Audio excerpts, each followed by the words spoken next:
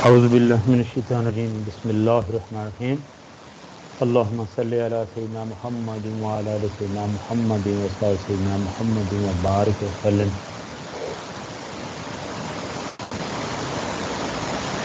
آج کا ہمارا ٹاپک ہے اناجیل اربع اور ان کی تاریخی حیثیت۔ اناجیل اربع اسکرین کے اوپر دیکھ لیں۔ اناجیل اربع، انجیل متی، مرقس، لوکا اور یوحنا، یعنی عیسائیت کا جو ہے لٹریچر وہ ہے کیا۔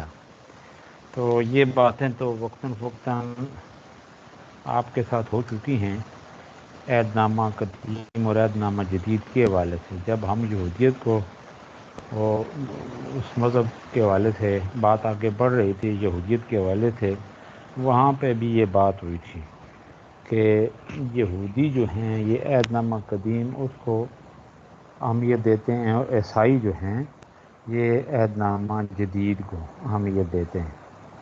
تو عیسائیت جو ہے اس کا لٹریچر، اس سے مراد یعنی عیسائی لٹریچر سے مراد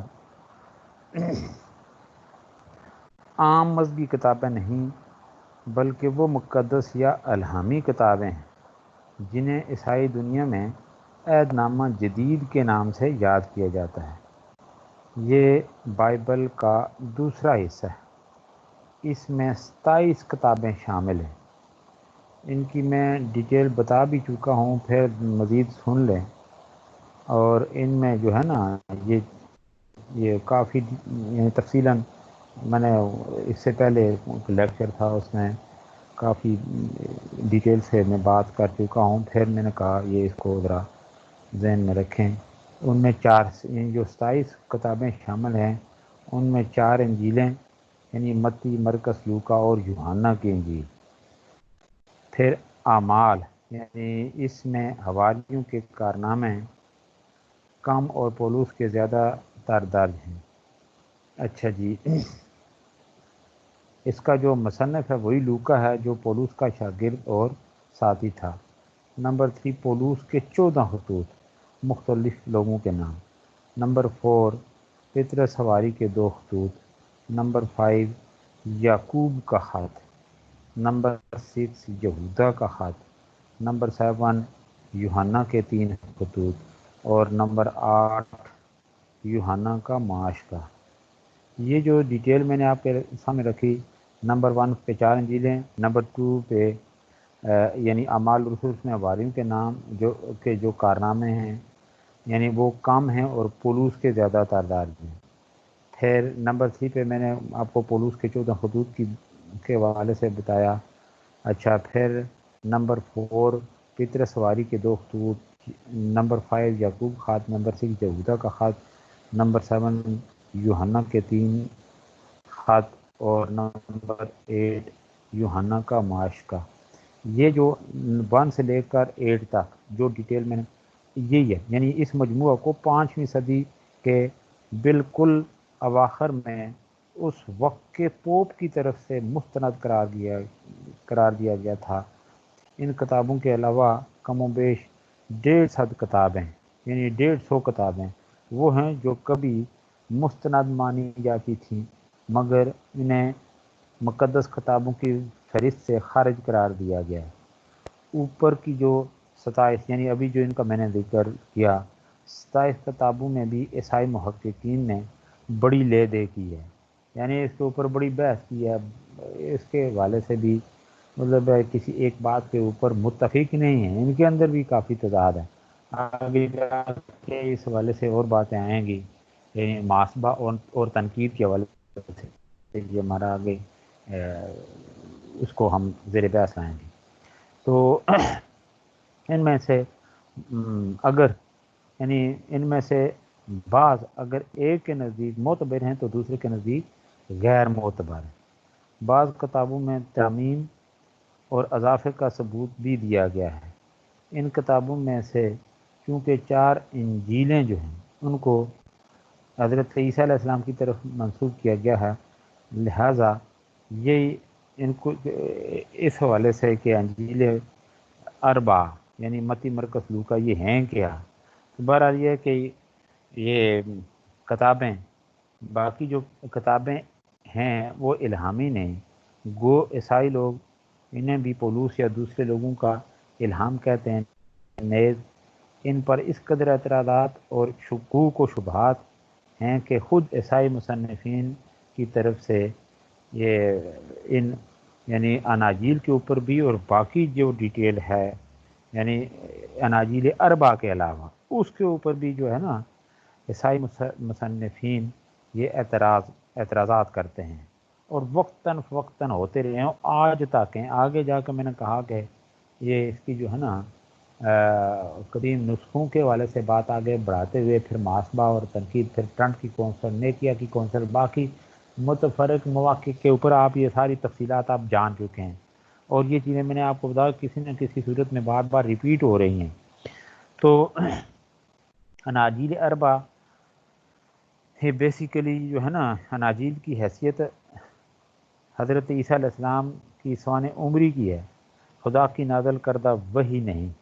ان میں حضرت عیسیٰ علیہ السلام کا نسب نامہ، بچپن، لڑکپن، جوانی اور بعثت، اور پھر پیغمبرانہ کارنامے بیان کر کے آخر میں ان کی سولی، موت، دفن ہونے اور پھر قبر سے غائب ہونے تک کے واقعات بیان ہوئے ہیں۔ یعنی یہ اناجیل اربع جو ہیں اس حوالے سے جہاں کہیں بات چلتی ہے حضرت عیسیٰ، تو یہ چیزیں زیر بحث آتی ہیں۔ اچھا، پھر یہ کہ یہ جو اناجیل ہیں ان کے مصنف جو ہیں وہ مجہول الحال اشخاص ہیں، اور زمانۂ تصنیف جو ہے بھی اندازے سے متعین کیا جاتا ہے، اور اسی طرح یہ کتابیں جو ہیں حضرت عیسیٰ علیہ السلام کی جو ہے نا زبان سریانی یا آرامی میں نہیں بلکہ یونانی میں لکھی گئی، اور پھر یونانی سے دوسری زبانوں میں ترجمے کیے گئے۔ یہ اصل یونانی انجیل بھی نہیں بلکہ اس کا ترجمہ در ترجمہ ہے۔ پھر یہ کہ حضرت عیسیٰ علیہ السلام پر نازل شدہ ایک انجیل تھی، اس کے بعد بے شمار انجیلیں لکھی گئیں، ہے نا۔ یہ سابقہ جو کتب سماوی ہیں ان پہ میں نے آپ سے بات کی تھی، بارہا آگاہ بھی کیا ہے کہ ان کے اوپر ایک مسلمان کا ایمان ہے کہ وہ اللہ کی طرف سے، لیکن ان کی جو صحت ہے وہ اس حوالے سے، باقی تو دیکھیں نا خود یہودیوں نے بھی یعنی جو ہے نا بائبل کے حوالے سے عہد نامہ قدیم یا عہد نامہ جدید ایک حصہ جو ہے یعنی ایک حصہ، تو اس کے اوپر وہ یہودیوں نے بھی اور عیسائیوں نے، خاص طور پہ عیسائیوں نے، دونوں کے بارے میں وہ کہ یہ بڑی لے دے کی ہے۔ میں نے ابھی جس طرح سے بات کی ہے تھوڑی دیر پہلے کہ لے دے کی ہے کہ ان کی صحت، پھر اس کے بعد خود جو یہودیوں نے، عیسائیوں نے، یعنی یہودیوں نے اس کا کیا حشر کیا اور عیسائیوں نے اس کے اندر کیا کیا اپنی مرضی اور منشا کی، اس حوالے سے اس کے اوپر سب سے بڑی گواہی قرآن نے دی کہ یہ حرفون کلمہ موازی ونسوہا، ان کے بارے میں یہود و نصارہ دونوں کے جو رویے ہیں آسمانی کتب کے ساتھ، اس حوالے سے قرآن کی ہماری رہنمائی کرتا ہے۔ پھر آگے جا کے پوپ کے پاس جب اختیارات آتے ہیں اور اس کے اندر کیا کیا یعنی گڑبڑ ہوتی ہے، وہ تو پھر آپ وہ ختم کی صورت میں پوپ کے جو ہے نا لامحدود جو اختیارات تھے اس حوالے سے یہ ساری چیزیں آپ جان چکے ہیں۔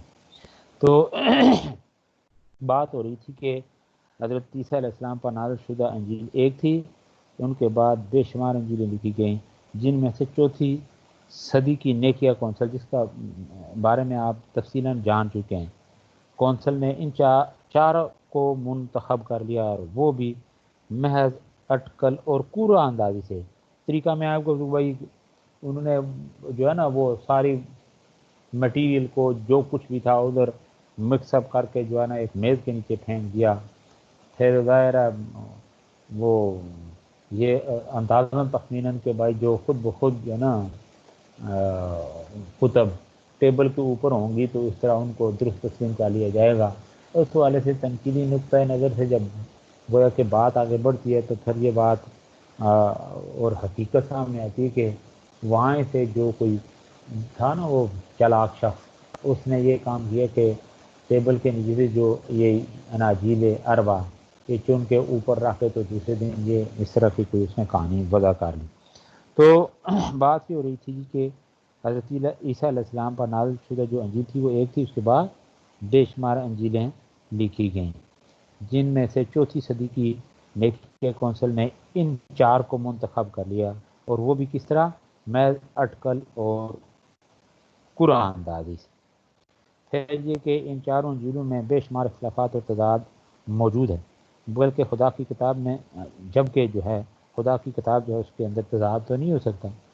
حضرت عیسیٰ علیہ السلام کے نسب نامہ پاڑی کے بعد اور صلیب کے واقعات تک میں اختلاف ان انجیلوں میں ہمیشہ تعریف ہوتی رہی اور اب بھی ہو رہی ہے۔ ہر ایڈیشن میں کمی بیشی و اصلاح کا سلسلہ جاری رہتا ہے۔ آگے جا کے ہم پھر یہ مختلف جو ہے نا وہ عیسائی، وہ ان کے جو اس حوالے سے تبصرے ہیں وہ میں آپ کے سامنے رکھوں گا۔ تو فی الحال ہم اس طرف آتے ہیں کہ انجیل متی، مرکز، لوکا اور یوحنا۔ انجیل متی کے جو حالات ہیں زندگی اس پر گہرا پردہ پڑا ہوا ہے۔ عہد نامہ جدید میں اس کا کوئی ذکر نہیں ملتا۔ اس انجیل کے مصنف کے مطابق محققین کا خیال ہے کہ انجیل کا وہ حصہ جس کا مؤلف متی تھا وہ اس زمانے ہی میں ضائع ہو گیا۔ اب جو کچھ باقی ہے اس کے مؤلف نے اپنا نام ظاہر نہیں کیا، اس کو متی کی طرف سے پہلے پیپاس نے منسوب کیا، اور اس نے یہ بھی دعویٰ کیا کہ یہ کتاب عبرانی زبان میں لکھی گئی تھی، مگر حقیقت یہ ہے کہ انجیلوں کی طرح یہ بھی یونانی زبان میں لکھی گئی تھی۔ سن تاریخ کے تعین میں بھی مورخین میں اختلاف ہے۔ اس کا زمانہ تالیف یعنی کچھ اس طرح سے جو ہے نا وضع کیا گیا، یعنی اندازاً تخمین کے 61 عیسوی اور یعنی 65 عیسوی کا جو زمانہ ہے یہ اندازاً تخمین یہ بتایا جاتا ہے۔ اگر ان یعنی کا بیان جو ہے نا اس حوالے سے صحیح ہے تو اناجیل اربعہ میں سب سے قدیم متی کی انجیل ہے۔ اس حوالے سے پروفیسر ہارنک نے اپنی کتاب عیسائیت کیا ہے، یہ مولانا تقی عثمانی میں لکھی عیسائیت کیا ہے، ایسا نہ ہو کہ آپ اس کو تو یہ اس نے بھی لکھی ہے انگلش میں، اس میں اس نے دعویٰ کیا کہ اس کا زمانہ تالیف 80 عیسوی تا 100 عیسوی کا زمانہ ہے۔ یہی زمانہ جو ہے زیادہ قرین قیاس ہے۔ اس انجیل کے 28 ابواب ہیں۔ کس کی؟ انجیل متی۔ پھر ہے مرکز، انجیل مرکز۔ ابھی پہلے تو وہ بات ہوئی، تو حقیقت یہ ہے کہ یہ انجیل سب سے زیادہ قدیم ہے۔ اس کا مصنف جو ہے مرکز تھا، یہ یونان کا رہنے والا تھا، یہودی تھا۔ پہلے پال اور برنباس کے ساتھ رہا اور ان کے تبلیغی دوروں میں ان کی مدد کرتا رہا۔ پھر اس نے پطرس کی رفاقت اختیار کر لی۔ پطرس کے قتل کے بعد مرکز نے یہ انجیل لکھی۔ اس کی تصنیف کا زمانہ 65 عیسوی تا 70 عیسوی کا درمیانی عرصہ ہے۔ یعنی میں نے متی کے والے سے پہلے اب اس کا 61 اور 65 یعنی یہ تو اس اعتبار سے یعنی اس کا زمانہ اس میں اختلاف ہے۔ اب میں نے پروفیسر ہارنک کے والے سے بات کی تھی کہ جو اس نے بک لکھی عیسائیت کیا ہے، اس نے دعویٰ کیا ہے کہ اس کا 80، اگر اس طرح گویا کہ ایک جو پہلا اختلافی بیان ہے تو یہ انجیل متی ہے، یہ مرکز سے قدیم لگتی ہے۔ لیکن اس نے جو بات کی پروفیسر ہارنک نے عیسائیت کیا ہے، اس نے جو دعویٰ کیا تو اس والے سے اس کا جو دعویٰ ہے یہ اندازاً تخمیناً گویا کہ یہ درست لگتا ہے۔ تو اس والے سے انجیل مرکز جو ہے یہ سب سے پرانی ہے، اس لیے کہ اس کی تصنیف کا زمانہ 65 عیسوی تا 70 عیسوی کا درمیان رہتا ہے۔ یہ انجیل یونانی زبان میں لکھی گئی تھی۔ یہودی رسومات کی تفصیل اور آرامی زبان کے الفاظ کی تشریح سے اندازہ ہوتا ہے کہ یہ کتاب غیر یہودیوں کے لیے لکھی گئی تھی۔ بقول پیپیس کے مرکز نے حضرت مسیح کے تمام اقوال و افعال کو جو کچھ اس کے حافظے میں محفوظ تھا قلم بند کی، لیکن ان میں ترتیب کا خیال نہیں رکھا۔ یہ انجیل 16 ابواب پر مشتمل ہے۔ اس انجیل کی آخری 12 آیات کے مطابق محققین کی رائے یہ ہے کہ مرکز کی نہیں ہیں، بلکہ انہیں دوسری صدی عیسوی میں شامل کر دیا گیا۔ اس میں نے ابھی تھوڑی دیر پہلے بات کی کہ ایڈیشن بھی ہوتا تھا، پھر اس میں کوئی چیزیں نکالی بھی جاتی تھیں، یہی ہے نا۔ یہاں سے پھر ساتھ ساتھ میں نے آپ لوگوں کو بارہا بتایا ہے کہ جب آپ اس طرح کوئی سی یعنی مذہب کے حوالے سے، اس کے مقدس دینی ادب کے حوالے سے ساتھ ساتھ اسی وقت تجزیہ ہوتا جاتا ہے، یعنی ایک طرح سے وہ انسان اپنے دل و دماغ میں خود بخود وہ جو ہے ایک طرح کا جائزہ لیتا رہتا ہے کہ ان کی صورتحال کیا ہے، یہودیوں کی جو کتاب ہے تورات، اس کی صورتحال کیا ہے، کس طور پہ ہمارے سامنے آتی ہے۔ تو قرآن مجید اس حوالے سے پھر دیکھنا کسی طرح کا کوئی شک شبہ، اور ایون یہ کہ میں نے آپ سے بارہا یہ بات بھی کی ہے کہ یہ غیر مسلم جو ہیں اگر چیزیں نکالنے کی کوشش کی ہے لیکن وہ ناکام اور نامراد ٹھہرے ہیں، اور حق سچ جو بات ہے وہ کہنے پہ خود مجبور ہوں۔ تو یہی وجہ ہے کہ والفضل علی ما شہدت بہ الاعداء، کہ حسن وہ جس کا اعتراف سوکن بھی کرے، یعنی اسلام کے جو ہے نا دشمن اسلام کا جو ہے نا وہ اسلام کو اپنی خطرہ سمجھا، انہوں نے بھی برملا اس بات کا اعتراف کیا، قرآن جی کی صداقت اور حقانیت کا، اسلام کی صداقت اور حقانیت کا، نبی پاک صلی اللہ علیہ وسلم کی صداقت اور حقانیت کا۔ مائیکل آرٹن تو جو بک لکھی وہ اس کا 12 میرا سمجھے چکا ہوں، نبی پاک صلی اللہ علیہ وسلم کا نام گرامی سب سے۔ تو یہی ہے، چاہے وہ دیکھے نا یہ سب کوئی کرتا ہی رہے تو اس کے بعد کتنا سب کرے گا۔ آخر حقیقت تو وہ خود اپنی جگہ پہ حقیقت ہی ہوتی ہے، کسی کے نہ کہنے مثلا سورج نکلا ہو کوئی کہے نہیں جی، اس کو کوئی کہے نا یہ بتی ہے، ٹھیک ہے نا، وہ ہے سورج، تو بتی کی اس کے سامنے حیثیت کیا ہے، یا پھر یہ جو آپ بلب روشن کرتے ہیں اس کی حیثیت کیا ہے۔ تو یہ سورج جب دیکھیں نا نکلتا ہے تو اس کا مطلب یہ ہوتا ہے کہ تاریکی چھٹ جاتی ہے، اندھیرا غائب ہو جاتا ہے۔ اب اس کو کوئی نہ مانے نا، اپنے گھر کے سارے دروازے بند کر کے اندھیرا کر کے بیٹھ جائے کہ سورج ہے ہی نہیں، تو اس کے اس عمل سے حقیقت یعنی اس کو جھٹلایا تو نہیں جا سکتا نا۔ وہ اس نے اپنے طور پہ ایک وہ جو ہے نا بزوں میں خود یہ اس طرح کے وہ جو ہے نا حرکت کی ہے، لیکن اس کی اس حرکت سے حقیقت تو نہیں جا سکتی۔ تو بات یہ ہو رہی تھی جی کہ یہ ہے انجیل متی اور مرکس، اور اب ہے انجیل لوکا۔ انجیل لوکا تیسری انجیل لوکا کی۔ لوکا یہودی نہ تھا بلکہ یونانی الاصل تھا، یہ اطالیہ کا باشندہ تھا۔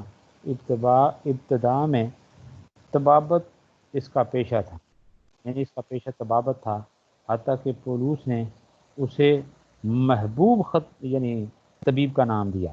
پولوس کی روم میں اسیری کے زمانے میں لوکا کو اس کی رفاقت کا شرف حاصل ہوا۔ لوکا نے نہ صرف یہ انجیل تاریخ کی بلکہ رسولوں کے اعمال جو عہد نامہ جدید کا ایک اہم حصہ ہے وہ بھی اسی نے لکھا ہے۔ انجیل لوکا کی تالیف کا زمانہ جدید تحقیق محققین کے نزدیک 80 تا 90 کا زمانہ ہے۔ اس میں 24 ابواب ہیں، یہ لوکا کی جو انجیل ہے۔ اس کے بعد ہے یوحنا کی انجیل۔ یوحنا کی انجیل یہ چوتھی انجیل ہے۔ اس کا مؤلف اگرچہ حضرت عیسیٰ علیہ السلام کا شاگرد یوحنا بتلایا جاتا ہے، مگر جدید تحقیقات نے اس امر کو پایہ ثبوت تک پہنچایا ہے کہ اس کا مصنف یوحنا ایک اور شخص ہے جو ایشیائے کوچک کا باشندہ تھا اور پہلی صدی عیسوی کے اواخر میں گزرا ہے۔ یہ انجیل بقیہ تینوں انجیلوں سے مضامین اور اسلوب بیان میں بالکل مختلف ہے۔ پہلی تینوں انجیلوں میں حضرت عیسیٰ علیہ السلام کی تعلیمات مختصر لیکن جامع جملوں میں نہایت ناصحانہ انداز میں بیان کی گئی ہیں، لیکن یوحنا کی انجیل میں نہایت مدلل اور طوفانی تقریریں جن کا موضوع بجائے آسمانی حکومت کے حضرت عیسیٰ علیہ السلام کی ذات ہے۔ مزید یہ کہ اس میں فلسفہ یونان کے گہرے اثرات پائے جاتے ہیں، بالخصوص یہودی فلسفی فائلو اور اسکندریہ کے نو افلاطونی فلسفیوں کے خیالات کی آمیزش بہت ہے، جس کی بہترین مثال اس انجیل کا ابتدائی فقرہ ہے جس میں حضرت عیسیٰ علیہ السلام کا کلام بتایا گیا ہے کہ ابتدا میں کلام تھا اور کلام خدا کے ساتھ تھا اور کلام خدا تھا۔ چونکہ اس انجیل کے مؤلف کے بارے میں اختلاف ہے، اس لیے اس کا سن تاریخ بھی یعنی ایک مسئلہ بنا ہوا ہے۔ اگر اس کو یوحنا حواری ہی کی تاریخ مان لی جائے جیسا کہ چوتھی صدی تک متفقن علیہ حقیقت تھی، تو اس کا سن تاریخ 100 عیسوی کے آس پاس ہوگا۔ اگر جدید محققین کے خیال کو تسلیم کر لیا جائے تو یہ کتاب 140 عیسوی کے قریب لکھی گئی۔ یہ تھی اناجیل اربع۔ اب ہم آگے بڑھتے ہیں۔ یہ اناجیل اربع کی تاریخی حیثیت، تراجم، اس کے جو تراجم پھر یعنی قدیم نسخے اور تراجم اور تحریفات۔ تو اب ہم آتے ہیں تاریخی حیثیت، یعنی یہاں پہ بھی بڑی کنفیوژن والی چیزیں ہمارے سامنے آئیں ہیں۔ قدیم نسخے، تاریخی حیثیت کی پہلے بات ہم کرتے ہیں، پھر یعنی یہ قدیم نسخے جو ہیں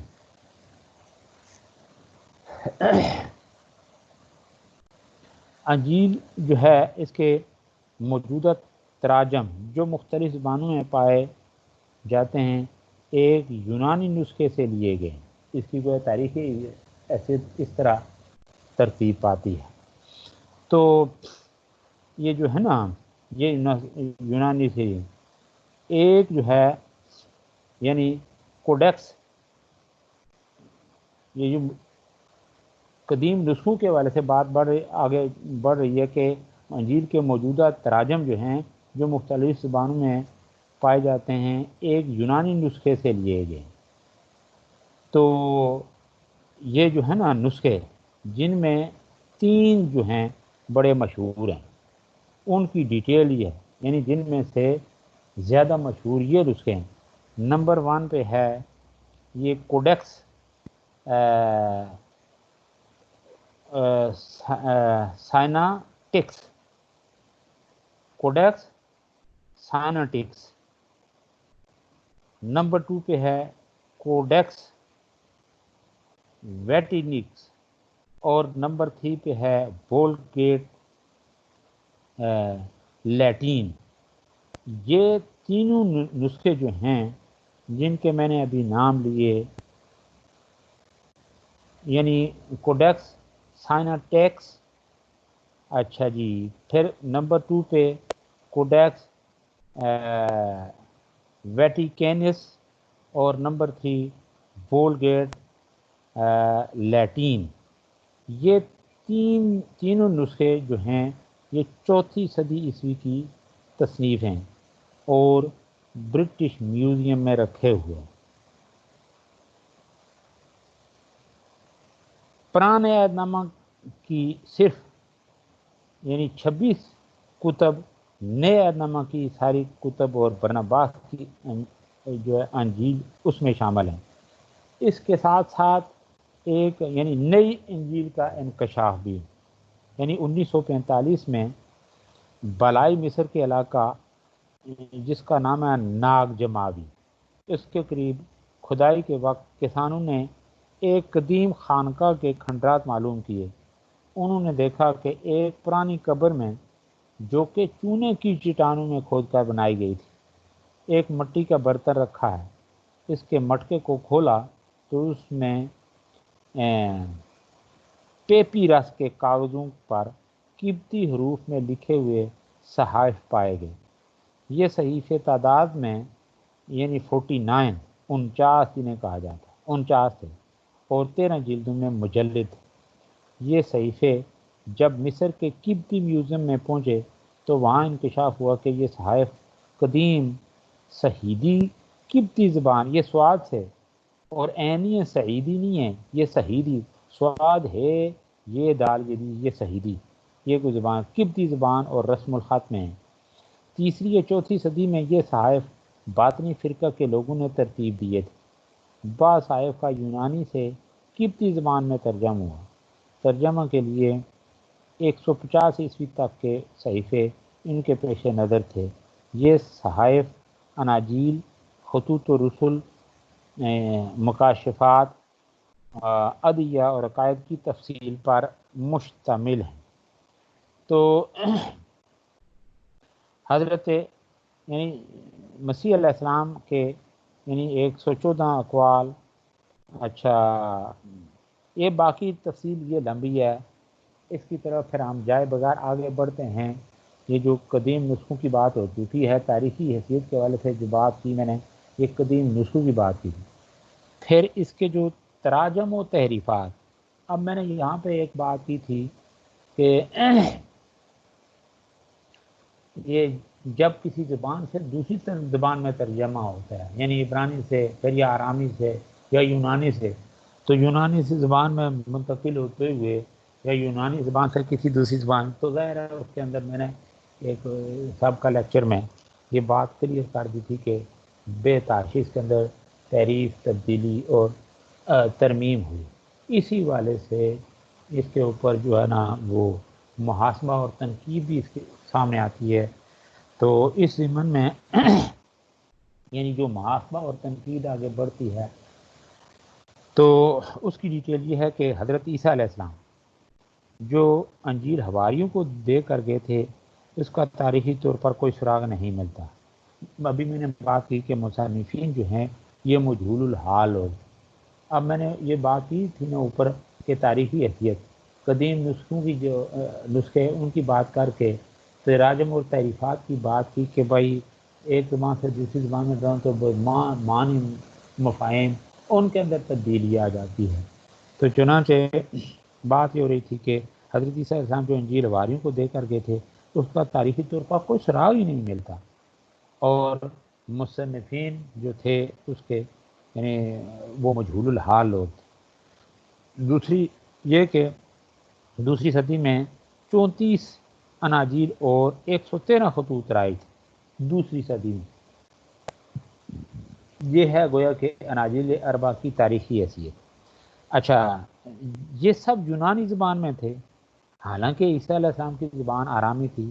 یہ ابھی میں آج ہی کا یہ جو ہمارا یہ ٹاپک ہے اس حوالے سے 3 4 5 مرتبہ دہرا چکا ہوں کہ یہ یونانی زبان تو حضرت علیہ السلام کی زبان آرامی تھی. یعنی عبرانی اور آرامی زبان یہ جب دیکھیں نا یونانی زبان اس میں تو کئی معنی اور اس کے مفاہیم ان کے تغیرات تبدیلی پھر اور دیکھیں نا یہ ہو چکی ہے بات کہ بھائی کس طرح سے اس کے اندر جو ہے نا یہ تحریف کی گئی، تبدیلیاں وقوع پذیر ہوئیں. پھر ان کا انتخاب کس طرح سے ہوا یہ بھی بڑا یعنی کہ عجیب حرکت تھی کہ بھائی اس طرح وہ خود بخود وہ کتابیں ان کے وہ اسپیشل کانڈ تھا کہ وہ اس کے خود بخود میز کے اوپر بیٹھ گئیں. تو یہ کوئی عجیب قسم کی وہ جو ہے نا وہ کمنٹس ہیں اس حوالے سے. تو حضرت عیسیٰ یعنی یہ بات ہو رہی کہ یہ جو ہے نا 34 اناجیل اور 113 خطوط رائے تھے دوسری صدی میں، یہ سب یونانی زبان میں تھے. حالانکہ عیسیٰ علیہ السلام کی زبان تھی وہ جو تھی وہ آرامی تھی. موجودہ اناجیل جو ہے نا یہ بندوں کی ایجاد ہے، یہ ان کو الہامی نہیں کہا جا سکتا، یعنی الہامی نہیں بلکہ یہ لوگوں کی بندوں کی ایجاد ہے، اختراع ہے. اور نیکسٹ یہ کہ اس کے انتخاب کا جو نرالا اور غیر سائنٹیفک طریقہ جس کی میں نے ڈیٹیل بتائی تھی کہ سب میٹیریل کو میز کے نیچے جو نا پھینک دیا گیا اور اس کے بعد یہ طریقہ اپنایا گیا کہ دعائیں کی گئیں فلاں پھر یہ کہ بھائی خود بخود جو ہے نا اوپر میز کے اوپر ہوں گی جو، تو ان کو مستند مان لیا جائے گا باقی، اور اسی طرح سے ہوا۔ تو انتخاب کا نرالا اور غیر سائنٹیفک طریقہ خود، اس کے علاوہ خود جو ہے نا چاروں اناجیل میں باہمی تضاد ہے، جس کی میں نے ابھی بات بھی کی تھی کہ حضرت عیسیٰ علیہ السلام کا نسب نامہ، پہاڑی کے واعظ اور شریف کے واقعات، یہ ایک دوسرے سے بالکل وہ جو ہے نا یہ متضاد ہے۔ یہ اناجیل حضرت عیسیٰ علیہ السلام کی سوانح حیات میں، جن میں پیدائش سے قبل و موت کے بعد تک کے حالات درج ہیں، وہ یعنی ان کو وہ عقلی معیار کے اوپر یہ چیزیں اترتی ہی نہیں ہیں۔ پھر ترجمہ در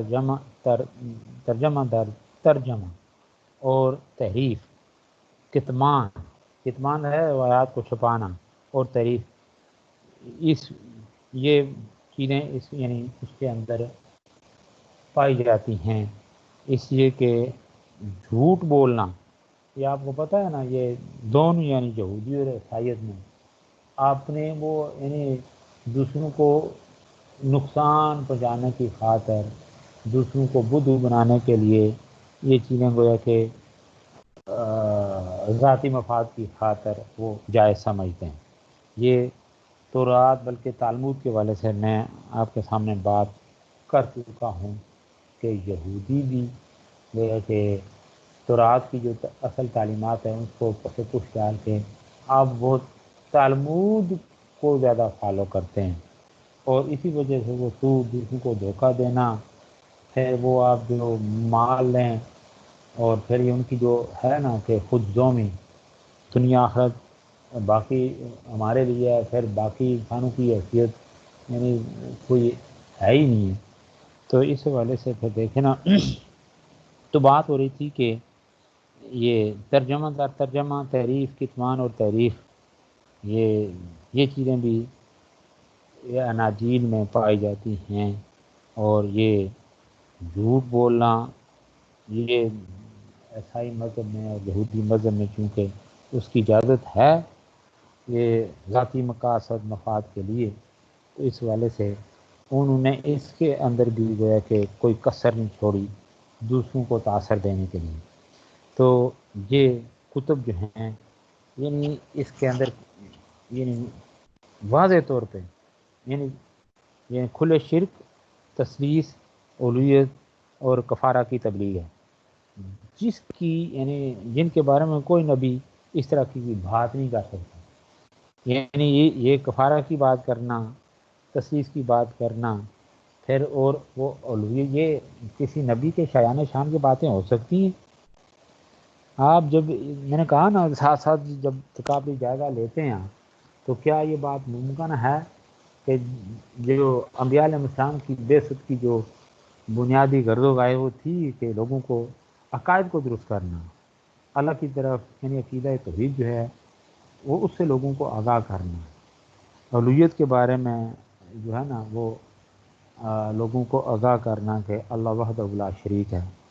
تو پھر آپ جب یعنی تین خداؤں کی باپ بیٹا روح القدس کی بات ہو، یا تثلیث کی بات ہو، ثنویت کی بات ہو، یا صرف ابنیت کی بات ہو، تو یہ ساری چیزیں شرک کے زمرے میں آتے ہیں۔ تو کیا کوئی نبی اس طرح کی بات کر سکتا ہے؟ یا پھر کفارہ کی بات کہ بھائی وہ سارا ٹھیکہ خود لے لے تو سارے انسان، یہ کوئی یعنی عقل کے معیار کے اوپر یہ چیزیں اترتی ہیں؟ تو وہ ہے کہ یہ چیزیں بھی اس کے اندر یعنی اناجیل اربعہ میں یہ چیزیں جب شامل ہیں تو پھر ان کو کوئی کس طرح سے یعنی یہ سرٹیفکیٹ دے کہ یہ اصل حالت میں ہے۔ تو بات یہ ہو رہی تھی جی اس طرح کے شرک کفارے کی یا تثلیث کی یعنی کوئی نبی اس طرح کی تبلیغ نہیں کر سکتا جو کچھ اناجیل میں ہے۔ تو مختصراً یہ کہ یہ اناجیل کے جو مؤلفین ہیں یہ مجہول الحال ہو گئے، زمانہ تصنیف غیر متعین ہے۔ حضرت عیسیٰ علیہ السلام کی اصلی زبان سریانی یا آرامی تھی، جبکہ اناجیل اول یونانی میں لکھی گئی، پھر ترجمہ در ترجم ہوا، پھر ان اناجیل میں بے شمار اختلافات اور تضادات ہیں۔ ان اناجیل میں ہمیشہ تعریف و ترمیم ہوتی رہی، یہ سب امور اسے غیر مستند غیر سکہ اور غیر الہامی ٹھہراتے ہیں۔ یہ ہے اس کا محاسبہ اور تنقید۔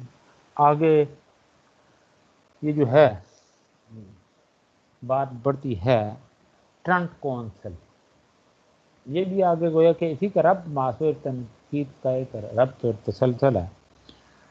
ٹرنٹ کی کونسل عیسائیت کی تاریخ میں بڑی عام ہے۔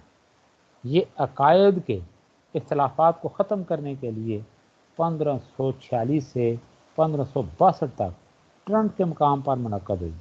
اس میں اناجیل کے اختلافات کو زیر بحث لایا گیا۔ علاوہ ازیں ان روایات پر بھی بحث کی گئی جنہیں چوتھی صدی عیسوی میں نیکیا کی کونسل نے وضع قرار دے کر رد کر دیا تھا۔ ان روایات کے بارے میں ریلیجیس ٹیکسٹ سوسائٹی لندن کی شائع کردہ روداد میں جو عبارت درج ہے وہ یہ ہے کہ اگرچہ ایپوکریفا یعنی وہ ہے نا جو خفیہ تحریر ہے، ایپوکریفا وہ جو وضعی کتابیں، ان کتابوں کو جیروم نے بائبل کے وولگیٹ ایڈیشن میں یعنی شامل کر دیا گیا تھا، لیکن ہر شخص کو معلوم ہے کہ وہ انہیں مستند نہیں سمجھ۔ لیکن کونسل میں بحث و تمیز کے بعد سانٹا کروز کی رائے سب پر غالب آ گئی اور یہ فیصلہ کیا گیا کہ ویلگیٹ ایڈیشن میں جس قدر کتابیں بھی شامل ہیں انہیں آسمانی کتابیں تصور کیا جائے۔ گویا اس طرح وہ تمام روایات جو قبل ازیں ان کو یعنی وضعی سمجھا گیا تو یہ یعنی اختراعی خود ان کو وضع کیا گیا، وضعی سمجھ کر قبل ازیں وضعی سمجھ کر رد کر دی گئی تھی، آسمانی قرار پا گئی جانا، روایت کو وہی کا ہم پلہ قرار دیا گیا اور یہ فیصلہ کیا گیا کہ اناجیل کے مختلف نسخوں کا وجود چونکہ ان کے معنی کو غیر یقینی بنا دیتا ہے، اس لیے اس کا علاج یہ ہے کہ ایک متفق علیہ نسخہ شائع کیا جائے جسے مستند سمجھا جائے۔ چنانچہ اس کام کے لیے ایک کمیٹی مقرر ہوئی جس نے بڑی محنت اور جان فشانی کے بعد ایک نسخہ مرتب کیا جو پوپ کو پسند نہ آئے۔ پوپ نے یہ کام علماء کی ایک مجلس کے سپرد کر دیا۔ پوپ نے اس کام کو جاری رکھا اور 1590 میں ایک نسخہ شائع کیا گیا۔ 1592 اور 1593 میں اسی نسخے کے تصحیح شدہ ایڈیشن شائع ہوئے، لیکن اختلافات پھر بھی رفع نہ ہو سکے۔ عہد نامہ جدید ترین نسخہ غالباً 1961 میں شائع کیا گیا، جس کی خوبی یہ ہے کہ وہ جدید انگریزی میں ہے۔ سابقہ انگریزی ایڈیشنوں کی زبان ایک خاص قسم کی انگریزی تھی جسے بائبل انگریزی کہا جاتا ہے۔ یعنی یہ ہے یہ ٹرنٹ کی کونسل جو منعقد ہوئی، اس کے ساتھ ساتھ اور مزید باتیں آگے بڑھتی ہیں تو کیا صورتحال ہمارے سامنے آتی ہے کہ میں نے محاسبے اور تنقید کے حوالے سے کہ ٹرنٹ کی کونسل میں اب اس حوالے سے یہ جو بائبل ہے اس پر عیسائیوں کے اعتراضات کس نوعیت کے ہیں، عیسائیوں کے اعتراضات یہ بھی ضروری ہے کہ اسی کی یہ جو ہے نا جو آپ کا ٹاپک ہے اسی میں اس کی ڈیٹیل رکھی جائے کہ بائبل پر خود جو عیسائی ہے ان کے اعتراضات یہ ہیں کہ مسیحی مبلغین بائبل کو ربانی اور الہامی کلام باور کراتے ہیں۔ مسیحی مبلغین جو انہوں نے عیسائی عوام کو اس حد تک اس بات کا یقین دلایا کہ وہ بائبل پڑھنے کے باوجود اس کے اختلافات و روایات کو نظر انداز کر دیتے ہیں یا پھر غلو کی وجہ سے محسوس نہیں کرتے، حالانکہ صاف دل عیسائی محققین نے خود ان کتابوں کی اصلیت کو چیلنج کیا ہے اور ان پر ٹھوس اعتراضات کیے۔ مثلا اعتراض کرنے والے ایک جو ہے نا وہ لیکی جس کو کہتے ہیں لیک یعنی یہ مصنف ہے مشہور برطانوی میں سے ہے وہ مسٹر لیکی جی، یعنی وہ کہتا ہے کہ آخرکار سب سے پہلے 7ویں صدی کے عین وسط یعنی 1649 یعنی 1649 عیسوی میں ایک فرینچ پروٹیسٹنٹ پادری نے جرت کر کے یہ دعویٰ کیا کہ یہ تصانیف تمام تر جعلی اور موضوع ہیں۔ چنانچہ متعدد راز کی رد و قد کے بعد اب جا کر دنیا مسیحیت کو اس بات کا یقین آیا۔ میں دیکھیں نا، اس نے اسی طریقے سے اسٹاس کی جو سیرت مسیح ہے، یعنی اسٹاس نے 1835 میں ایک مارکۃ الآراء کتاب بنام یعنی سیرت مسیح لکھی۔ اس کتاب میں اس نے ثابت کیا کہ اناجیل کی روایات مثلا قصہ ولادت مسیح اور دوسرے معجزات جو ہیں ناقابل اعتبار ہیں، ان کی حیثیت محض افسانہ کی ہے۔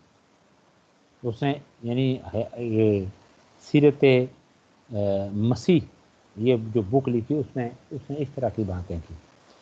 پھر ایک اور ہے برونو بائر، یہ 1878 میں اس میں برونو بائر جو تھا اس نے یہ دعویٰ کیا کہ موجودہ جو اناجیل ہیں تاریخی حیثیت سے یہ ناقابل اعتبار ہیں، یسوع کی شخصیت مشکوک ہے۔ وہ چند اقوال و مواعظ جن کو عیسائی اناجیل کی خصوصیات سمجھتے ہیں، مثلا پہاڑی واز، یعنی دراصل یہ حکمائے یونان اور روم کے لفظ بلفظ سرقہ کیے گئے ہیں۔ یعنی یہ روم اور یہ جو ہے نا یونان کے جو حکماء ہیں ان کا لفظوں کا یہ سرقہ ہے۔ اس نے یہ بات کی برونو بائر نے۔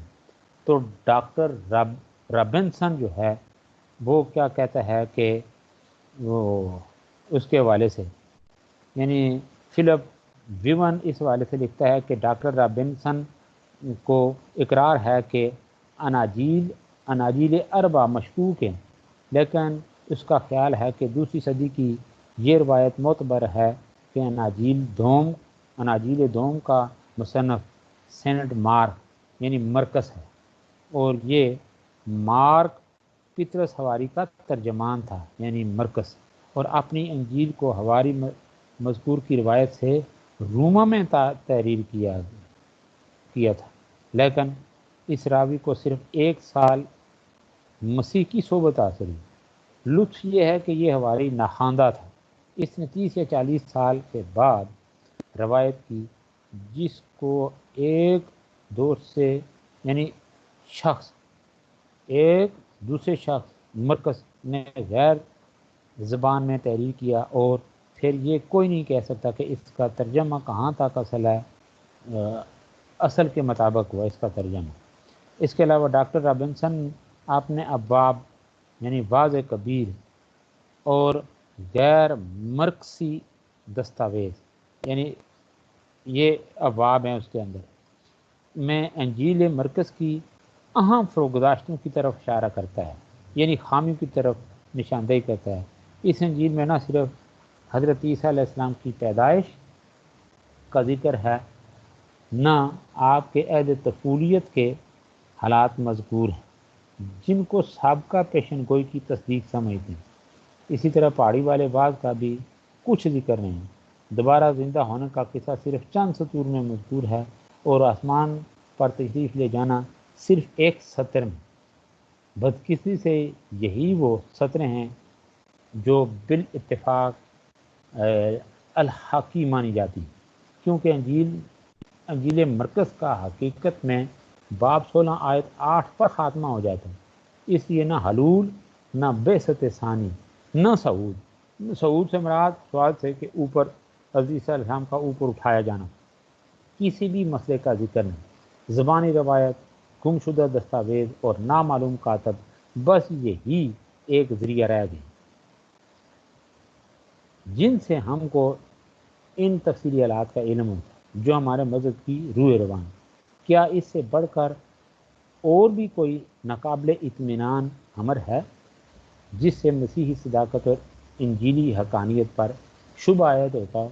یعنی شبہ ہی شبہ کا اظہار ہے، باقی اس میں وہ سارے یہ ریفرنس دے کے بھائی وہ کہ یہ اوپر مور ثبت کر رہا ہے کہ بھائی اس میں کوئی شک ہے کہ اس کے اندر تغیر اور تبدل اور ترمیم یا ایڈیشن نہیں کیا گیا، تو گویا کہ ان کی جو صحت ہے اسی طریقے سے یہ جو پروفیسر ہارنک، یہ برلن یونیورسٹی جو پروفیسر ہیں، وہ اس کے کمنٹس کیا کہ اس واضح اور مکمل تبصرہ کے بعد یعنی جو خود ایک عیسائی مصنف کا ضرورت نہیں رہتی مزید کچھ لکھا جائے۔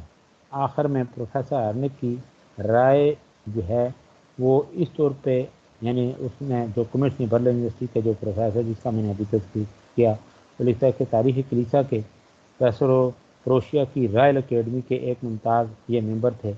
انہوں نے عیسائیت یعنی اس عنوان سے عیسائیت پر جرمن زبان میں لیکچر دیے تھے۔ ان تمام لیکچر کو کتابی شکل دے کر انگریزی میں ترجمہ کیا۔ اس کا نام وٹ از کرسچینٹی، یعنی اس کا نام یہ دیا گیا، اور اس والے سے پروفیسر ہارنک کہتا ہے کہ پہلی 3 انجیلیں بھی چوتھی انجیل کی طرح تاریخی حیثیت سے گری ہوئی ہیں۔ یہ اس غرض سے تحریر نہیں ہوئی کہ واقعات جس طور سے گزرے اس تسلسل سے قلم بند کیے جائیں، بلکہ غایت یہ تھی کہ ان کتابوں کے ذریعے دین عیسوی کی بشارت دی جائے۔ اسی طریقے سے نیو یارک ٹائم کی جو خبر تھی وہ چھپی وہ یہ تھی کہ امریکہ میں پریسائٹیرین کلیسا کی ایک نمایاں برانچ نے اعلان کیا کہ یہ نہیں سمجھنا چاہیے کہ بائبل جو ہے یہ غلطیوں سے مبرہ ہے، یعنی پاک۔ ادھر ٹائم میگزین ٹائم، یہ اس کے ایک جو آرٹیکل وہ شائع ہوا، اس نے لکھا کہ یہ مضمون جو ایک رجت پسند میتھیو ڈسٹ مذہبی رہنما کے بارے میں چھپا ہے۔ یہ مذہبی رہنما مشیگن اسٹیٹ کے ایک کالج میں طلباء کو پڑھاتا ہے۔ بائبل مغربی تہذیب و ثقافت کی تاریخ میں دیومالائی قصوں کا سب سے بڑا مجموعہ ہے۔ بائبل کے مطابق عیسائی علماء کے یہ خیالات کچھ نئے نہیں۔ 19 صدی قبل 1969 کی یہ رپورٹ، یعنی اس طرح کے مذہب کی تعلیم حاصل کرنے والے 500 طلباء کے ایک گروپ سے، یعنی ایک سروے کے سلسلے میں سوال کیا گیا، کیا آپ یقین رکھتے ہیں کہ بائبل مکمل طور پر دیومالائی قصوں اور خیالی کہانیوں سے پاک ہے؟ ان جواب دینے والوں میں سے 95% نے کہا نہیں۔ یعنی جس طرح آپ کلاس میں بیٹھے ہوں، کسی ایک مثلا آپ کو ہندو مذہب کے حوالے سے یہ جو آپ نے پڑھا ہے، ہندو مذہب کی جو کتب ہیں وید اربع، ان کے بارے میں آپ سے سوال کیے جائے کہ بھائی ان کی جو تاریخی حیثیت ہے اس حوالے سے، پھر باقی جو دیگر آپ دیکھیں نا وہ جو اور اس کے علاوہ جو کچھ ہیں بھگوت گیتا مہابھارت، یہ ان کے اوپر کمنٹ تو آپ دیکھیں نا فوری طور پہ جو کچھ آپ نے پڑھا یا آپ کی انفارمیشن اس والے سے آپ بھی کمنٹس تو دے سکتے ہیں۔ تو اسی طریقے سے یعنی یہ کوسچن پوچھا گیا ان اسٹوڈنٹ سے، تو انہوں نے برملا یعنی 95% نے کہا نہیں۔ تو اسی طریقے سے ایک اور پادری ہے لنگلیکن، وہ پادری وہ کہتا ہے کہ آسٹریلیا کے ایک رسالے میں، یعنی یہ پادری جو ہے جس کو خود کلیسا کی طرف سے معاشی مدد ملتی ہے، اس کا یہ قول نقل کیا گیا کہ عہد نامہ قدیم کے 80% حصے کے لیے میوزیم سب سے بہترین جگہ ہو، یعنی اس کو ادھر نمائش کے لیے رکھ لیں، باقی اس کے اوپر گویا کہ یقین عمل ان چیزوں سے یہ جو بکس ہیں یہ خالی۔ تو اسی طریقے سے جرمنی کا ایک اور رسالہ وہ یعنی جس میں کوئی دینی باتیں ان کے اپنے یعنی مذہب یا دین جسے کہا جاتا ہے، یعنی اس میں جو چیزیں دیکھیں نا وہ معاشی یا مذہبی اصلاح کے حوالے سے جو وقتاً فوقتاً وہ جو ہے نا چیزیں نکلتی ہیں، یا اس حوالے سے گویا کہ وہ جو ہے نا انہوں نے جو ایک رسالہ نکالا، یعنی رسالہ، تو اس میں جو انہوں کے کمنٹس ہیں وہ بھی یعنی عجیب ہیں۔ وہ پادری وہ کہتا ہے کہ یہ عجیب قسم کی چال ہے، یعنی کتاب مقدس کے جعلی ہونے کے بارے میں یعنی وہ رائے جو دیتے ہیں پروفیسر صاحبان، تو وہ کہتے ہیں کہ یہ یعنی ایک قسم کی چال اور جعلسازی ہے۔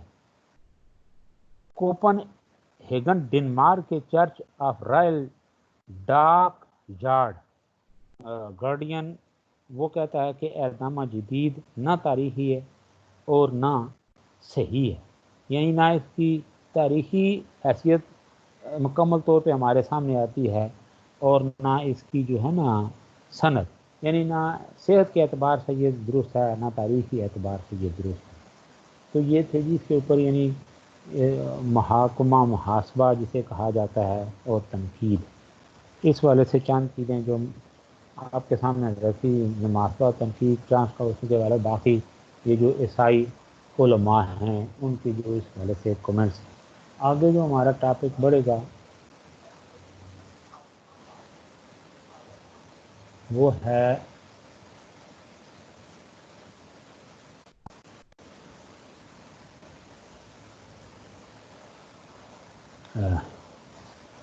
آگے کریں دور حاضر میں عیسائیت، دور حاضر میں عیسائیت۔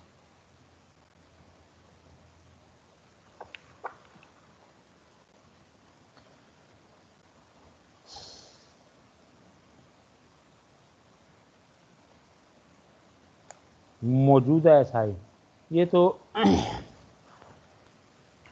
میں واضح کر چکا ہوں اس سے پہلے بھی کہ موجودہ عیسائیت جو ہے یہ وہ عیسائیت نہیں ہے جو حضرت عیسیٰ علیہ السلام کی جو ہے نا تعلیمات، یعنی ان کو عیسیٰ علیہ السلام کی طرف منسوب تو کیا جاتا ہے لیکن حقیقت اور صداقت اس کے برعکس، یعنی موجودہ عیسائیت جو ہے یہ پولوس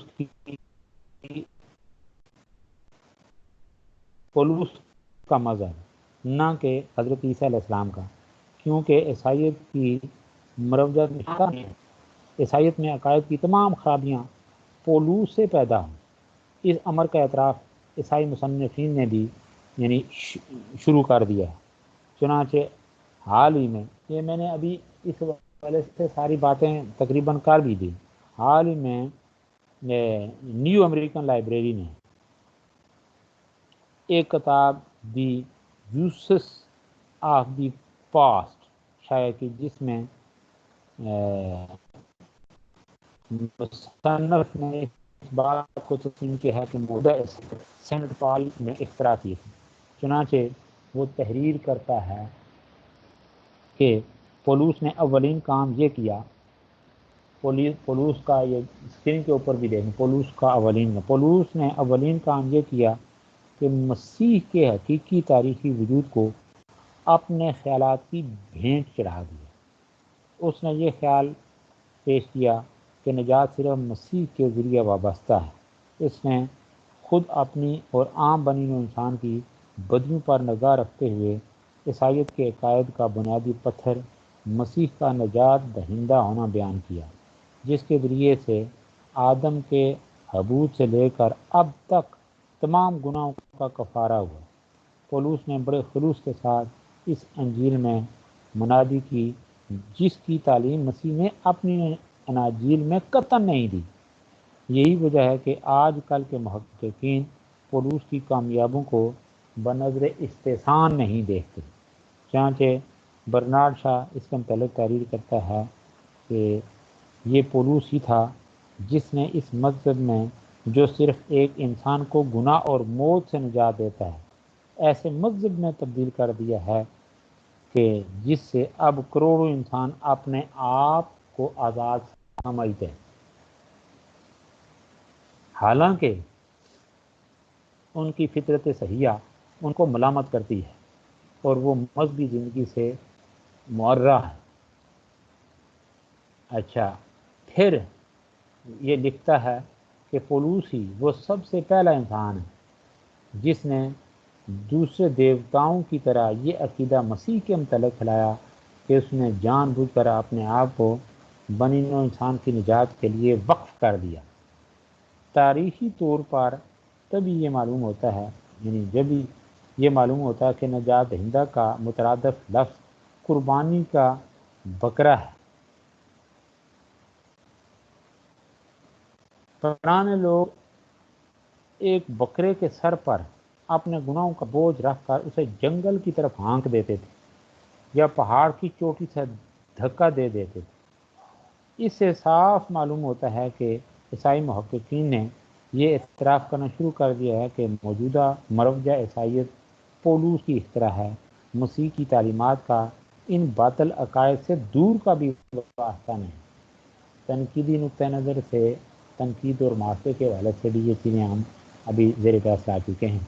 تو اب یہ پولوس تھا کون، اس حوالے سے پہلے بھی بات ہو چکی ہے، پھر مزید ٹاپک کے حوالے سے آپ بات آگے بڑھتی ہے کہ اس کا نام پولوس کا نام ساؤل تھا۔ یہ یہودی نسل تھا اور کلکیہ کے شہر ترسیس میں پیدا ہوا اور گملیئیل نے اس کی تعلیم و تربیت کی۔ شروع میں مسیح حواریوں کا شدید مخالف اور معاند تھا۔ اچانک اس نے عیسائیت قبول کر لی اور اس نے دعویٰ کیا کہ دمشق کے راستہ پر مجھ پر ایک نور چمکا ہے، اور آسمان سے حضرت مسیح کی آواز سنائی دی کہ تو مجھے کیوں ستاتا ہے۔ اس واقعے سے متاثر ہو کر عیسائیت قبول کر لی۔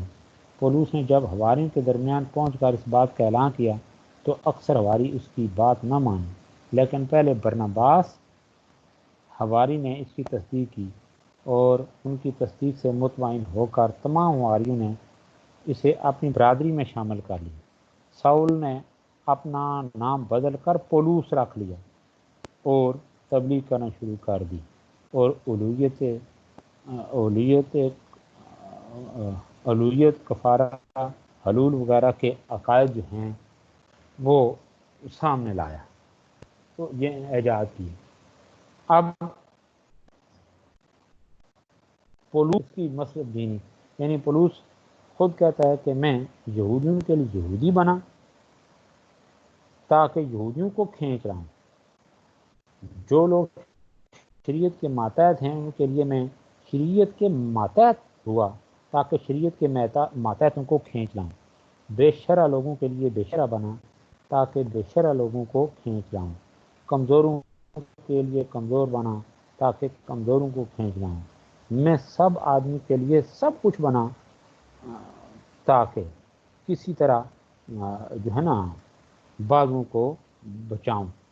یعنی اس کی یعنی ہر طرح سے اس نے یہ اس طرح کی حکمت عملی اپنائی۔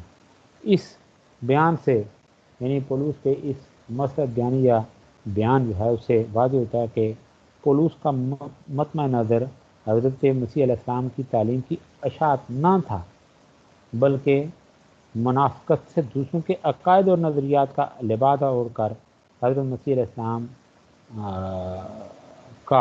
کو منوانا مقصود تھا، لبادہ اوڑھ کر۔ تو آگے بات بڑھتی ہے کہ صحائف مقدسہ سے متعلق جو جدید رجحانات ہیں وہ کیا پائے جاتے ہیں۔ اس کے حوالے سے بھی میں کافی باتیں کر چکا ہوں، اگر چلیں پھر یہ یونائٹڈ پریس بائٹیرین چرچ مشہور اور با اثر فرقوں میں سے ہے، یعنی یونائٹڈ پریس جس کا میں نے یہ مشہور اور با اثر فرقوں میں سے ہے۔ یعنی 16ویں صدی کے دوران میں جب پروٹیسٹنٹ کی تاریخ برطانیہ میں پھیلنا شروع ہوئی تو اس کی جو شاخ اسکاٹ لینڈ میں زیادہ مقبول ہوئی اور با اثر ہوئی وہ پریس بائٹیرین کہلائی۔ یہ فرقہ مشہور پروٹیسٹنٹ لیڈر جو تھا جس کا نام تھا جان کالون، یہ اس کے خیالات کا ترجمان تھا۔ بعد میں یہ فرقہ اسکاٹ لینڈ سے England, Wales, Canada, Australia, New Zealand اور جو دیگر ممالک ہیں متحدہ امریکہ کے علاوہ دنیا کے اور کئی ممالک میں پھیل گیا۔ اس فرقہ سے تعلق رکھنے والے جو ہیں وہ کئی لاکھوں میں نہیں بلکہ کروڑوں میں، یعنی ایشیا، افریقہ، پاکستان، ہندوستان جو ہیں ان کے یعنی تبلیغی مشن اور تبلیغی مراکز ان ممالک میں۔ تو اسی طرح 16ویں صدی کے دوران میں چرچ کو منظم کرنے کے لیے ایک مسودہ بل اتفاق تسلیم کیا گیا۔ اسے ویسٹ منسٹریفیکیشن کے نام سے موسوم کیا جاتا ہے۔ اس مسودہ میں بائبل کے متعلق یہ جو ہے نا عقیدہ بیان کیا گیا ہے کہ کتاب مقدس کی اتھارٹی جس کی بنا پر اس پر ایمان لانا، اس کی اتباع کرنا لازمی ہے، وہ نہ کسی ایک شخص کی شہادت پر مبنی ہے، نہ چرچ کی تصدیق پر، بلکہ کلیتاً خدا تعالیٰ کی خدا تعالیٰ پر جو ذات حق ہے اور کتاب مقدس کا مصنف ہے، اسے اس کتاب کو اس وجہ سے تسلیم کرنا چاہیے کہ یہ خدا کا کلام ہے۔ تقریباً 500 سال تک پریس بائٹیرین چرچ کے معتقدین جو ہیں ان کا یہ خیال رہا کہ بائبل الہامی ہے اور جزء ایمان ہے۔ آخر کار علماء چرچ اس امر پر مجبور ہو گئے کہ وہ اس پر نظر ثانی کریں۔ چنانچہ 1967 میں ایک تازہ مسودہ تیار کیا گیا جس کو 1967 کی کنفیشن کے نام سے موسوم کیا جاتا ہے۔ اس مسودہ میں بائبل تعلق لکھا ہے، اگرچہ صحائف مقدسہ روح القدس کی رہنمائی میں تفویض ہوئے، لیکن پھر بھی وہ انسانوں کا کلام ہے، ایسے انسانوں کا کلام جو محاورات، زبان، اظہار خیال کے مختلف اشکال اور اپنے زمان اور مقام جن میں وہ صحائف لکھے گئے ادبی اسلوب سے متاثر تھے۔ ایسے انسان جو زندگی، تاریخ اور جو کائنات کے متعلق ان نظریات کا انعکاس کرتے ہیں جو اس زمانہ میں مروج تھے۔ اس لیے چرچ کا فرض ہے کہ وہ اس تاریخی اور ادبی تفہیم کے ساتھ ان کی طرف توجہ کرے۔ اچھا جی،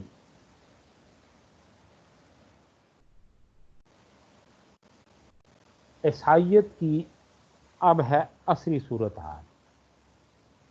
اب ہم اس طرح بڑھتے ہیں، عیسائیت کی عصری صورتحال۔ تو عیسائیت کی جو عصری صورتحال ہے وہ یہ کہ آبادی کے لحاظ سے ایک اہم مذہب، اس کے پیرووں کی ایک بڑی تعداد یعنی کئی ممالک یعنی یورپی ممالک اور امریکہ میں آباد ہے۔ دنیا کے دیگر بہت سے خطوں میں بھی عیسائی جو ہیں وہ آباد ہیں۔ یعنی عیسائی مشنریاں وہ بہت سرگرم ہیں، یعنی سرگرم عمل ہے، دنیا کے مختلف عیسائی تبلیغی سرگرمیاں جاری رکھے ہوئے ہیں۔ عیسائی اپنی مذہبی کتاب انجیل کو ہر سال کروڑوں کی تعداد میں شائع کروا کر لوگوں میں مفت تقسیم کرتے ہیں۔ عیسائیت کی تبلیغ کے لیے شفایہ اجتماعات منعقد کیے جاتے ہیں جہاں بیماروں، معذوروں، اپاہجوں اور اندھوں وغیرہ کا روحانی علاج کرنے کا دعویٰ کیا جاتا ہے، لیکن یہ عیسائی پادریوں کا محض ایک دعویٰ ہی ہے، اس کا حقیقت سے کوئی تعلق نہیں۔ بہت سے شفایہ اجتماعات ان میں یعنی یہ صورتحال سامنے آئی کہ لوگوں کو دھوکہ دینے کے لیے خود ساختہ بیمار لائے جاتے ہیں اور انہیں شفا دینے کا دعویٰ کیا جاتا ہے۔ یہ اور اس حوالے سے دیکھیں نا وہ ادھر یورپ میں تو اس طرح کی کوئی صورتحال نہیں، جن ممالک میں کہ اس طرح کی ہے وہ مریدی میں دم مارتے ہیں، جعلسازیاں اس طرح ہوتی ہیں لوگوں کے، وہ ہے نا انما الافعال، وہ یہ بات ہو چکی ہے یقولون اموال الناس بالباطل۔ تو اس طرح پھر جب یہ صورتحال تو اسی طرح کا پھر دیکھیں وہ لوگوں کو جس طرح وہ ہے نا پولوس ہار کے لیے سب کچھ بنا، یہودی کے یہودی ہے، باقی لوگوں کے لیے کمزور تھا کمزور بنا، اس طرح دیکھیں نا یہ حکمت ہے۔ تو اس طرح کارکن دیکھا یہ پاکستان یا باقی تو اس طرح بھی گویا کہ لوگ یہ دوسروں کو کس طرح سے اٹریکٹ کرنا ہے، کس طرح آپ نے وہ جو ہے نا ان کو استعمال کرنا ہے، اپنے قریب لانا ہے، تو یہ مختلف ٹیکٹس ہیں۔ تو حالانکہ خود آپ دیکھیں یورپین کنٹری میں اس طرح کی کوئی بات ہے ہی نہیں، تو بات رہی تھی یعنی خود ساختہ بیمار لا جاتے ہیں، شفا دینے کا دعویٰ کیا جاتا ہے۔ تو عصر حاضر کے جو عیسائی علماء جو ہیں کو دنیا کے ان علاقوں میں جہاں اسلام کی تبلیغ کا کام ہو رہا ہے، یہ ظاہر ہے ان علماء کو ان کے سامنے ناکامی کا سامنا کرنا پڑتا ہے۔ بعض ممالک میں عیسائی مبلغین غریبوں اور ناداروں کو دنیاوی لالچ کا لالچ دے کر عیسائی بنا رہے ہیں۔ یہ میں نے ایک اس ریفرنس سے میں نے خود اس میں جو ہے نا اپنے مقالے میں اس کا ریفرنس دیا ہے، اور یہ ڈاکٹر غلام گیلانی برق نے اس والے سے بات بڑی اچھی خوبصورت پیرائے میں کی کہ آج مغربی اقوام کا چلن یہ ہے کہ اسلام کا جو ہے نا یہ تالیف قلب ایک وہ مد ہے، انما الصدقات للمساکین والعاملین والمؤلفۃ قلوب، تالیف قلب کی گویا کہ وہ مد ہماری مد وہ استعمال کر رہے ہیں عیسائی، تو اس طرح لوگوں کو گویا کہ ضرورت مند، نادار، محتاج، یا اس طرح لوگوں کے دلوں کے اندر عیسائیت کی محبت پیدا کرنے کے لیے ان کو گویا کہ یہ مشنری جو ہیں یہ کام کر رہے ہیں، کوئی وہ تنظیموں کی آڑ میں، کوئی کس طرح، تو اس نے بھی بڑے خوبصورت پیرائے میں لکھا برق نے کہ ہم اس سے بے خبر ہیں، اسلام نے ہمیں یہ دیا، ٹھیک ہے نا، مؤلفۃ القلوب یا مصارف زکوٰۃ کے حوالے سے ان مداد کے اوپر فرض ہیں، تو ہمیں اس طرف توجہ نہیں، جبکہ میری یورپی اقوام کا چلن یہ ہے کہ وہ اس طرح پیسے کا استعمال کر کے لوگوں کی ہمدردیاں اپنی طرف کر رہے ہیں، یعنی اپنے مذہب کی طرف وہ راغب کر رہے ہیں۔ اور اسی طریقے سے اب بھی ہم یہ قادیانیت کے حوالے سے پڑھ چکے ہیں، وہ لوگ بھی خفیہ آپ دیکھیں بہت سارے دیکھیں نا ان کے ہیں یہ فیکٹریاں، سنتیں فرد میں، ان کا پھر جو ہے نا وہ کیا کہتے ہیں کوئی شیزان تو کوئی پتہ نہیں کیا کیا، وہ کسی نے مجھے ایک مثبت ڈیٹیل بتائی تھی کہ اس طرح وہ اپنے وہ جو ہے نا کاروبار کا ایک حصہ مختص کرتے ہیں، تو اسلام نے جو حصہ مختص کیا ہمیں اس کے حوالے سے خبر ہی نہیں۔ تو برحال چلیں، اللہ تعالیٰ جو حقیقت ہے وہ ساری انسانیت کے اوپر اس حقیقت کو عیاں کرے، یعنی اسلام ہی وہ حقیقی مذہب ہے۔ اس مذہب، اس دین کی طرف اللہ تعالیٰ اس ہے نا، ہم دعا بھی کرتے رہتے ہیں کہ اے اللہ ہے نا اسلام کو فتح، نصرت اور سربلندی عطا فرما، اس لیے کہ یہی وہ دین اور مذہب ہے جو یعنی حقیقت سے لبریز ہے۔ اچھا، یہ فطری دین ہے، اور یہی وہ جو ہے نا اللہ ہمارا جو ہے نا سارے عالم میں اسلام جو ہے اس کا بول بالا فرما، اسلام کو قوت، سربلندی اور طاقت بخش، یہ اسلام کے مقابلے میں جو باطل کوفتے ہیں اللہ تعالیٰ ان کو جو ہے نا یہ حقیقت سے آشنا کرے کہ وہ باطل کو چھوڑ کے حق کی طرف آئیں۔ تو بارہ بات ہو رہی تھی، ہم دعا کرتے ہیں ہر نماز، اللہم انصر الاسلام والمسلمین، اے اللہ اسلام اور مسلمان کو فتح سے، تو اس کے لیے پھر بات ہو رہی تھی کہ کرنا بھی اسٹرگل ہے، لوگوں کو یہ حقیقت سے آشنا بھی کرنا ہے۔ عیسائی مشنری اگر یہ کام کریں تو مسلمانوں کا اور ہے، دعوت و تبلیغ کنتم خیر امۃ کے فریضے کو نبھائیں۔ تو بات یہ ہو رہی تھی کہ عیسائی جو ہیں یہ دولت کا، عیسائی مبلغین غریبوں ناداروں کو یہ دنیاوی لالچ، دولت وغیرہ دے کر عیسائی بنائیں، تاہم بڑی یہ عجیب بات ہے، حیرت والی بات ہے کہ عیسائیت جس کو یورپ نے گرجے میں بند کر دیا ہے، گرجے میں، اور انسان کی عملی زندگی میں اس کی مداخلت کو ختم کر دیا ہے، اسی کو عیسائی مبلغین جو ہیں مشرقی ممالک میں پھیلانے کے لیے محنت کر رہے ہیں۔ تو اگر یہ جو موجودہ عیسائیت اس میں اتنا دم خم ہوتا تو عصر حاضر کے مسائل کو حل کرنے کے لیے اس کے پاس کوئی جامع نظام ہوتا تو اسے یورپ نے یعنی عیسائیت کو انسان کی عملی زندگیوں سے اس کو اس طرح بے دخل نہ کرنا کر دیا جاتا، یعنی اس کو گرجے میں بند نہ کیا جاتا۔ تو یہ ہے جی عیسائیت کی جو اصلی صورتحال ہمارے سامنے وہ یہ ہے۔ تو باقی جو ان کے اور سیاسی یہود و نصارہ کے عزائم ہیں، پھر حنود یہود و نصارہ، تو یہی وہ بدبخت ہیں جنہوں نے آپ دیکھیں یہودیوں کو سب سے پہلے تو یہ انہوں نے یہ پنگا لیا کہ جا کے ان کو جو ہے نا لے جا کے یعنی فلسطین میں آباد کرنے کے لیے سارا کچھ